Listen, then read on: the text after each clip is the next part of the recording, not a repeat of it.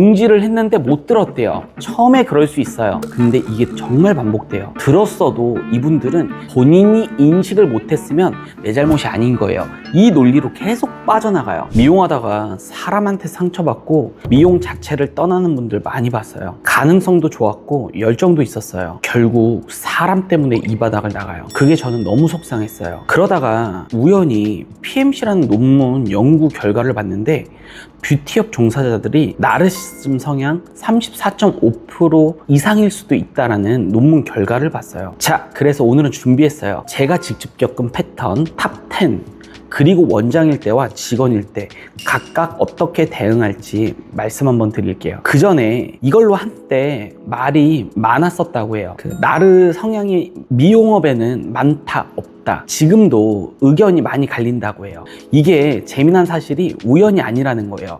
외모 중심 직종이라 자기 이미지에 민감한 사람이 모이는데 위계가 그 성향을 더 키워요. 하루 종일 손님한테, 후배한테 인정받는 구조가 더 키우기도 하죠. 하지만 역설적으로 체계를 가진 미용업 구조에서는 나르시즘 성향이 살아남기 힘든 구조기도 해요. 매출, 재방률, 객단가 숨을 데가 없어요. 이게 이 구조의 답이기도 해요. 자, 이제 본론으로 와서 제가 겪은 미용업 나르 탑 10 시작할게요. 10위부터 역순으로 올라갈게요. 대응법도 같이 알려드릴게요. 10위, 나라면 저렇게 안 한다 중이에요. 해본 적 없어요. 그 매출을 올려본 적도, 사업을 해본 적도, 돈을 모아본 적도, 그 자리에 가본 적도 없는데 일단 판단해요. 자기 중심으로만 바라보기 때문에 어쩔 수 없어요. 실제로 이런 말 많이 들었어요. 저라면 그렇게 안 했을 것 같은데. 뭘요? 해본 적도 없잖아요. 자기 중심으로만 바라보기 때문에 어쩔 수가 없어요. 원장님이실 때는 그렇게 생각할 수도 있죠 하고 끊으세요. 논리가 통하지 않아요. 내 에너지를 아끼는 게 전략이에요. 직원분이실 때는 반박하지 마세요. 에너지 낭비입니다. 그냥 흘려보내시고 본인 업무에만 집중하세요. 자, 9위입니다. 칭찬 당연한 거고 피드백은 공격인 중. 잘했다고 하면 당연한 거예요. 조금이라도 피드백하면 나를 무시한다 이렇게 가요. 아무리 부드럽게 말해도 피드백 자체가 공격으로 들려요. 자, 원장님일 때는 피드백은 항상 결과로 하세요. 이번 달 재방문은 어떻게 돼요? 감정 싸움이 안 돼요. 숫자로만 말씀하세요. 직원분이실 때는 원장이 이 패턴이면 칭찬 먼저 깔고 시작하세요. 원장님 덕분에 많이 배웠는데. 나르 원장님은 인정받으면 잠깐 열려요. 8위에요. 3, 4년마다 번아웃 중이에요. 반드시 다시 돌아오는 중들이에요. 3, 4년마다 그만둬요. 번아웃이래요. 근데 꼭 돌아와요. 인정욕이 강한데 실력이 안 따라가요. 일반 사회는 결과로 평가받으니까 버티기가 힘들어요. 미용은 선생님 자리에 앉으면 하루에 10번씩 그 대우를 받아요. 그 찬란함이 그리워서 돌아오는 거예요. 본인들은 왜 돌아오는지 몰라요. 원장님이실 때는 나갈 때 퇴직금 조심하세요. 돌아올 때 감정팔이 조심하시고요. 재입사 때 조건은 반드시 계약서로 먼저 잡으셔야 돼요. 7위입니다. 잘 되면 내 덕, 안 되면 남 탓이에요. 잘 되면 내가 잘나서, 안 되면 상황 탓, 상대 탓이에요. 단 한 번도 본인이 부족했다는 말이 없어요. 한 번도요. 자기 이미지를 지키기 위한 심리 구조예요. 원장님, 피드백은 숫자와 결과로만 말하세요. 지난달 결과 앞에서는 남 탓을 하기가 어려워요. 자, 직원분들 본인 업무 결과를 항상 기록해 두세요. 나중에 내 탓이야가 나올 때 기록이 나를 지켜줍니다. 6위, 팀 오염 후에 리더한테 나는 괜찮아 하는 중이에요. 본인이 불만이면 팀원한테 조용히 퍼뜨려요. 편가르기 중이죠. 근데 리더한테는 저는 괜찮은데 제가 문제예요. 손 안 대고 갈등을 만드는 구조예요. 원장님, 분위기가 이상하다 싶으면 한 명씩 따로 이야기해 보세요. 한 사람 말만 믿으면 절대 안 됩니다.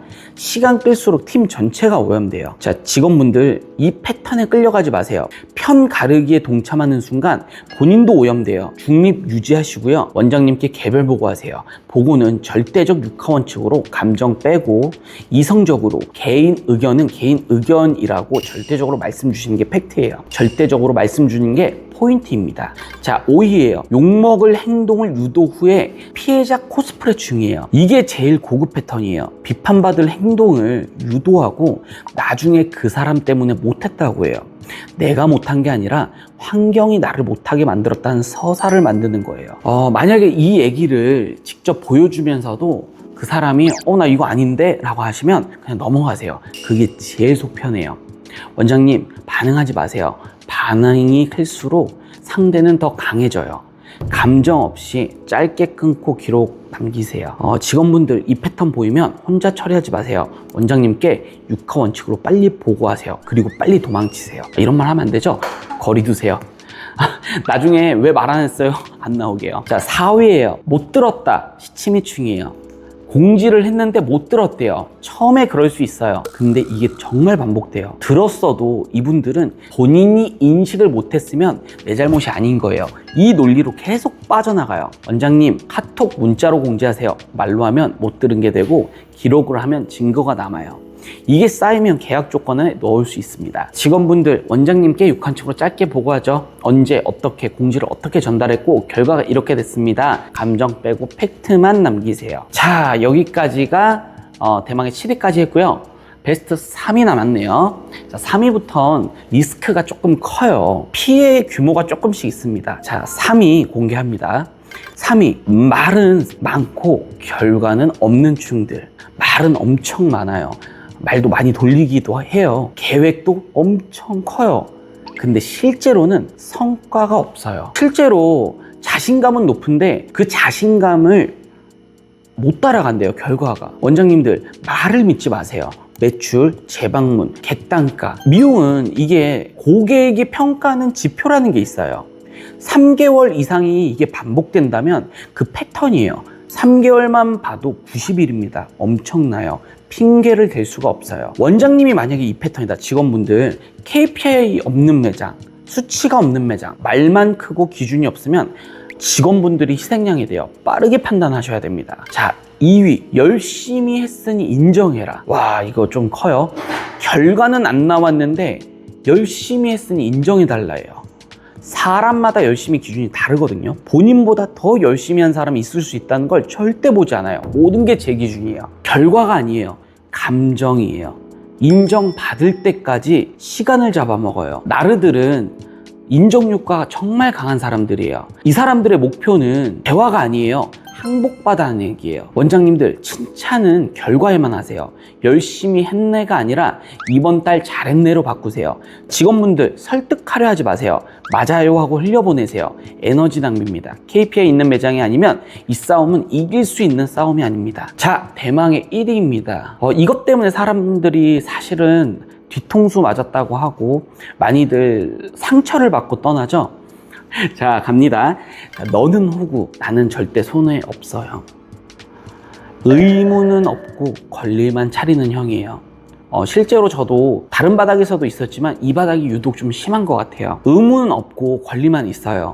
본인이 낼 때는 딴 사람이에요. 이 패턴은 한번 보이면 절대 바뀌는 꼴을 전 본 적이 없어요. 이 바닥에서는 특히. 실제로 이런 경우 정말 많아요. 이 바닥에서. 기술교육, 상담교육, 서비스교육, 연습할 때 쓰는 공감, 과금, 사수들이 쏟는 시간, 노력, 이거 다 공짜 아니거든요. 근데 받을 때는 정말 다 대주고 당연하게 받아요. 감사합니다 하죠. 근데 정작 이걸 받은 사람은 커피 한 잔 사야 할 때는 전 돈 못 버니까요. 이러고 있어요. 얻어먹을 때는 공짜 난리가 나요. 낼 때는 이 사람은 없어요. 이 말 듣고 딱 보여주시고 커피 한 잔 사면 딱 거기까지예요. 자, 원장님들, 계약서에 의무랑 권리 명확하게 넣으세요. 입사 전에 잡는 게 핵심입니다.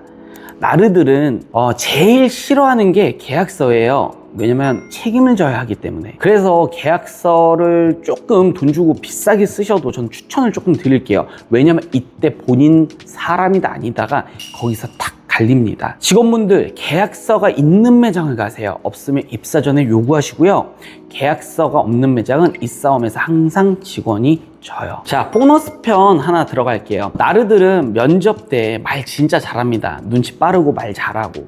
사실 나르들을 면접 때 거른다는 게 정말 어려워요. 그리고 실제 오래돼도 나르 성향들을 거른다는 게 마이크로 매니징 원장님들 할 수 없죠. 그래서 진짜 어려운데 그나마 좀 거릴 수 있는 방법, 본인이 잘못으로 일이 잘 안 됐던 경험이 있으면 좀 말해주세요를 좀 전 꼭 물어봐요. 그때 끝까지 상황 탓, 남 탓, 그 패턴? 이런 패턴들이 좀 있으면 좀 거르기도 해요. 혹은 수습 기간 때 좀 많이 보세요. 이럴 때 꼭 한 명을 집중적으로 불편하게 좀 만들어요. 혹은 오래된 직원이랑 갈등이 좀 집중적으로 난다? 나릴 확률이 조금 커요. 자, 마무리로 이런 성향이 주변에 있어서 상처받으셨다면 너무 상처 안 받으셨으면 해요. 제 말이 위로가 될지 모르겠지만 그래도 말 한마디 좀 해드리고 싶네요. 사이코패스 같은 성향? 소시오패스 같은 성향. 이런 성향들은 차라리 목적이 명확해요. 이득, 돈, 권력, 감정 없이 계산적으로 움직이니까 최소한 결과물은 남아요. 근데 나르시스트 성향은 조금 달라요. 목적이 인정받기예요. 인정은 쌓이는 게 없어요. 그 순간만 존재하고 다음 순간 또 채워야 해요. 밑 빠진 독에 물 붓기죠.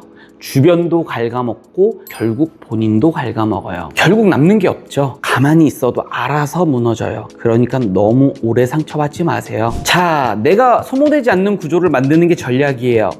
계약서, 결과, 거리. 이 세 가지입니다. 오늘은 다른 영상과 달리 미용업 현장 경험자들이 이야기를 모아서 미용업 HR에서 가장 위험한 직원 유형, 이걸 한번 다뤄봤어요. 구독이랑 팔로우 해주세요. 앞으로 더 많이 올릴게요. 감사합니다.